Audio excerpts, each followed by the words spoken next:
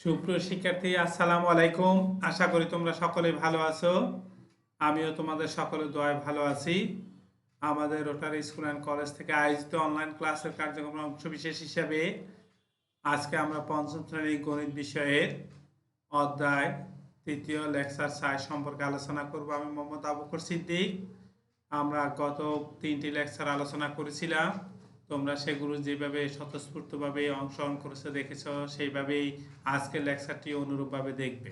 ঠিক আছে, আজকে আমরা প্রশ্নটা শুনি।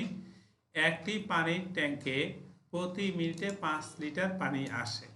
ঠিক আছে, প্রত্যেকের বাড়িতে উপরে ছাদের উপর পানির ট্যাঙ্কি আছে। ঠিক আছে, প্রতি মিনিটে আসে কত? 5 লিটার পানি এবং 2 লিটার পানি খরচ হয়। ঠিক আছে, 10 মিনিটে পানির ট্যাঙ্কিতে কত লিটার পানি থাকবে? এখন আসে হইলো 5 লিটার, চলে যায় হইলো কত? 2 লিটার। তাহলে আমরা এইভাবে করতে পারি। তাহলে প্রতি মিনিটে থাকে হলে 3 লিটার, তাহলে 10 মিনিটে থাকে হলো, তাহলে 1 মিনিটে যদি 3 লিটার থাকে 10 মিনিটে হলে 30 লিটার পানি থাকে। খুব সোজা জিনিস। যদি তোমাকে বলে যে 10 মিনিটে কত লিটার পানি আসে, ঠিক আছে, এবার তাহলে তুমি কি করবে? 1 মিনিটে পানি আসে 5 লিটার, 10 মিনিটে পানি আসে কত? 10 গুণ 5 50 লিটার। ঠিক আছে, ঠিক আছে। এখন 1 মিনিটে পানি যায়, প্রতি মিনিট বা 1 মিনিটে পানি যায় কত? 2 লিটার। তাহলে 10 মিনিটে পানি যায় কত? 20 লিটার। এরপরে তাহলে 10 মিনিটে পানি আসে হইল 50 লিটার, এই যে 50 লিটার। আর 10 মিনিটে পানি যায় হইল 20 লিটার, এই যে 20 লিটার। তাহলে থাকে কতটুকু? থাকে হইল 30 লিটার। অর্থাৎ এই সংখ্যা থেকে 50 থেকে 20 বিয়োগ দিলে 30 হয়। তাহলে আমরা আগের নিয়মের অঙ্কটা করলাম না কেন? কারণ আমাদের প্রশ্নটা থাকে হইল সৃজনশীল আকারে, কাঠামোবদ্ধ আকারে। যদি ক নম্বর বলে 10 মিনিটে কত লিটার পানি আসে, তাহলে তুমি এইভাবে বের করবা। যদি বলে 10 মিনিটে কত লিটার পানি যায়, তাহলে তুমি এইভাবে বের করবা। এখন 10 মিনিটে কতটুকু পানি থাকবে, তাহলে তুমি এইভাবে বের করবা। উদ্দেশ্য হলো তুমি সৃজনশীল আকারে প্রশ্নটা শিখো। তাহলে তোমার কাছে মনে হবে যে আসলে সৃজনশীল বলে ওইরকম না, একটা অঙ্ক আমরা এইরকম পার্ট বাই পার্ট যখন আলাদা করব, সেটাকেই আমরা সৃজনশীল বা কাঠামোবদ্ধ প্রশ্ন হিসাবে উপস্থাপন করতে পারবো। ঠিক আছে, এই জন্য তোমরা এইভাবে অঙ্কটা শিখবে।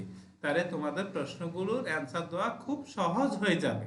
ওইভাবেও আমরা করতে পারি, অঙ্ক ভুল হবে না। ঠিক আছে, তাহলে চলো আরেকটা জিনিস।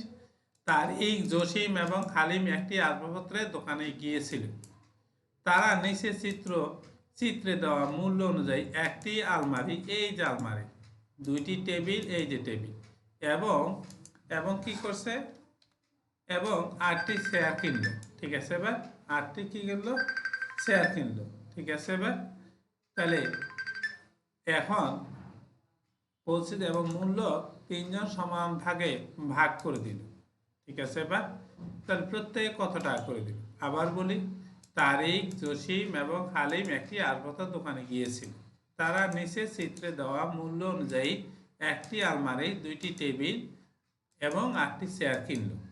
তাহলে বলছিল মোট মূল্য তারা 3জন সমান ভাগে ভাগ করে দিল, প্রত্যেকে কত টাকা করে দিল।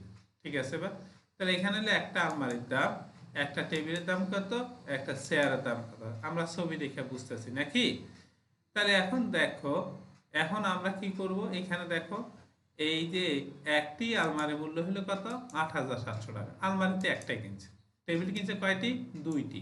তাহলে একটি টেবিলের মূল্য হলো 2,100 টাকা। তাহলে 2টি টেবিল, এই যে 2টা টেবিল কিনলো, 2টা টেবিলের দাম কত?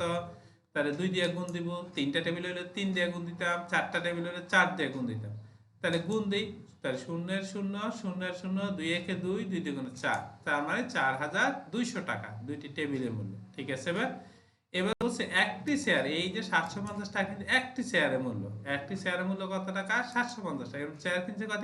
8টি। তাহলে বলবো একটি চেয়ারের মূল্য 750 টাকা, অতএব 8টি চেয়ারের মূল্য 750 গুণ 8, তাহলে কত হয়? এখানে গুণ দিই, 8 দিয়ে গুণ দিই, 8 এর 0 0, 5 আর 40 এর 0, তারপর 7 আর 56, 56 আর 4 এ 7, তার মানে 6,000 টাকা। ঠিক আছে, এবার তাহলে এখন দেখো, আলমারির একটি মূল্য পেলাম 8,700, চেয়ার 2টি মূল্য পেলাম 4,200 এবং 8টি চেয়ার মূল্য পেলাম 6,000 টাকা। তাহলে এখন দেখো, এই যে মোট মূল্য কত হলো? মোট মূল্য এই তিনটা আমরা যোগ করব। যোগ করার পর তার মোট মূল্য পেলাম। ঠিক আছে, এবার তাহলে যোগ করি, এবার শূন্যের শূন্য বসায়, এই শূন্যের শূন্য বসায়। এখন 7 আর 2 হইল 9 বসাইলাম, তাহলে 9, তারপরে 6 আর 4 হইল 10, 10 আর 8 18, তাহলে 18,900 টাকা এগুলো মূল্য আসলো। কিসের মূল্য আসলো? একটি আলমারি, 2টি টেবিল এবং 8টি চেয়ারের মূল্য এত টাকা আসলো। এই টাকাটা এখন কি করলো? সমান 3 জনে ভাগ করে দিল। তা 3 জনে প্রদান করে 18,900 টাকা, তাহলে একজনে প্রত্যেকে মানে একজনে কত? তা 3 দিয়ে ভাগ দিব। 3 দিয়ে ভাগ দিবা, তাহলে এইখানে 3 দিয়ে যদি ভাগ দিই 318, তাহলে 6 বার যায়, এখন 9 নামাইলাম, তাহলে 3 3 9, আর এই যে দুইটা শূন্য আসে, শূন্য দুইটা বসা দিলাম, তাহলে প্রত্যেকে দিলে কত টাকা করি? 6,300 টাকা করি। শিক্ষার্থীরা এই অঙ্কটা আশা করি তোমরা বুঝতে পেরেছ। এই যে সৃজনশীল আকারে কিভাবে প্রশ্নটা থাকবে তোমরা দেখতে আছো, তাহলে এইভাবে অঙ্কগুলো করবে, তাহলে তোমাদের কোনো সৃজনশীল প্রশ্নে কোনো সমস্যা হবে না। ঠিক আছে, সকল প্রশ্ন তোমরা খুব সহজে বুঝে যেতে পারবে। ঠিক আছে, চলো আরেকটা অঙ্ক। 5 জন লোক আসবাবপত্র দোকানে গেলেন।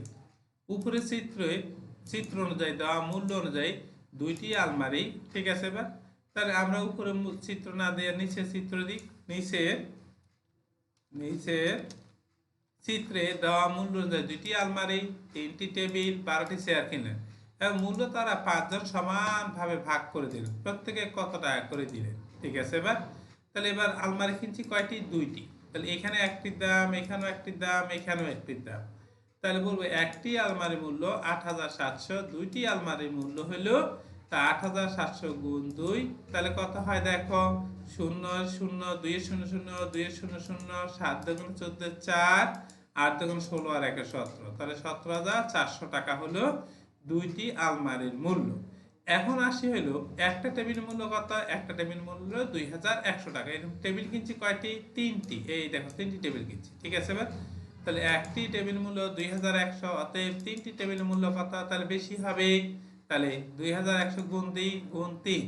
ঠিক আছে, 3 0 0, 3 0 0, 3 1 3, 3 দুগুণে 6, তাহলে 6,300 টাকা হলো 3টি টেবিলের মূল্য। ঠিক আছে, এখন আসি একটি চেয়ারের মূল্য কত টাকা? 750 টাকা। তাহলে চেয়ার কিনছি কয়টি?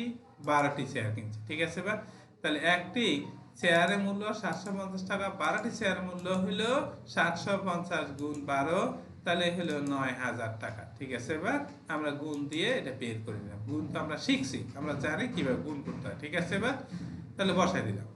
এখন আসি, তাহলে 2টি আলমারির মূল্য 17,400, 3টি টেবিলের মূল্য 6,300, 12টি চেয়ারের মূল্য হলো কত? 9,000 টাকা। তাহলে মোট মূল্য হলো কত? এইগুলো আমরা যোগ করি, তাহলে শূন্য বসাইলাম, এখানে শূন্য বসাইলাম, 4 আর এই 3 যোগ করলে হলো 7 বসাইলাম, এখন 9 আর এইখানে হইলো 6 যোগ করলে হইলো 15, 15 আর 7 যদি যোগ করি হইলো 22, 22 2 হাতে রইলো 2, 1 আর 2 যোগ করলে 3, তাহলে কত হইলো? 32,700 টাকা হলো। ঠিক আছে, এই টাকাটা কয়জনে ভাগ করে দিবে? 5 জনে। তাহলে 5 জনে প্রদান করে 32,700, তাহলে একজনে প্রদান করবে কত? তাহলে 32,700 ভাগ 5, তাহলে দেখো এই পর্যন্ত যদি নিই 5 6 30, 6 বার যায়, থাকে হলো 2 7, তাহলে 27 হলো, 5 5 25, হাতে হলো 2, তাহলে 20 নিলাম, 4 5 20, তাহলে এই শূন্যের এই শূন্য বসা দিলাম, তাহলে প্রত্যেকে প্রদান করে 6,450 টাকা। শিক্ষার্থীরা তোমরা আশা করি এই পর্যন্ত সকলেই বুঝতে পেরেছ। তোমরা ভালো থাকবে, সুস্থ থাকবে, এই অঙ্কগুলো ভালো করে প্র্যাকটিস করবে। ঠিক আছে, যাতে করে তুমি সৃজনশীল প্রশ্নগুলো সম্পর্কে ধারণা লাভ করতে পারো। তোমরা এই পর্যন্ত ভালো থাকো, এগুলো দেখবে, হোম প্র্যাকটিস করো। আল্লাহ হাফেজ, আসসালামু আলাইকুম।